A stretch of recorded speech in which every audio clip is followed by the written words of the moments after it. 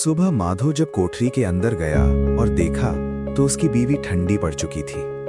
उसके चेहरे पर मक्खियां भिन भिन आ रही थी। उसकी पथराई हुई आंखें ऊपर की तरफ टिकी हुई थी। पूरा बदन मिट्टी से लटपट हो चुका था। उसके पेट में जो बच्चा था वो भी मर चुका था। माधो भागते हुए गिसू के पास आया।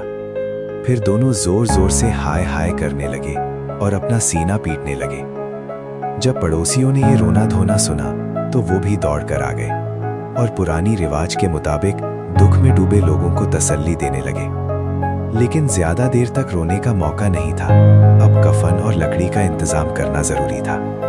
घर में पैसा इस तरह गायब था जैसे चिड़िया के घोंसले में बांस। बाप बेटा रोते हुए गांव के जमींदारों के पास गए। जमींदार लोग इन दोनों से नफरत करते थे। कई बार अपने हाथों से इनकी पिटाई भी कर चुके थे, कभी चोरी के लिए, कभी काम का वादा करके ना करने के लिए। उन्होंने पूछा, क्या है बे गिसू, क्यों रो रहा है? अब तो तेरी शक्ल ही नजर नहीं आती। लगता है अब तुम इस गांव में रहना ही नहीं चाहता। गिसू ने जमीन पर सर रखकर आंखों में आंसू भर के कहा, मालिक, बड़ी मुसीबत में हूं। माधो की घरवाली रात गुजर गई। पूरा दिन तड़पती रही मालिक। आधी रात तक हम दोनों उसके सिरहाने बैठे रहे। दवा दारू जो कुछ हो सकता था सब किया, लेकिन वो हमें छोड़कर चली गई। अब घर में एक रोटी देने वाला भी नहीं रहा मालिक। सब कुछ बर्बाद हो गया, घर उजड़ गया। मैं आपका गुलाम हूं।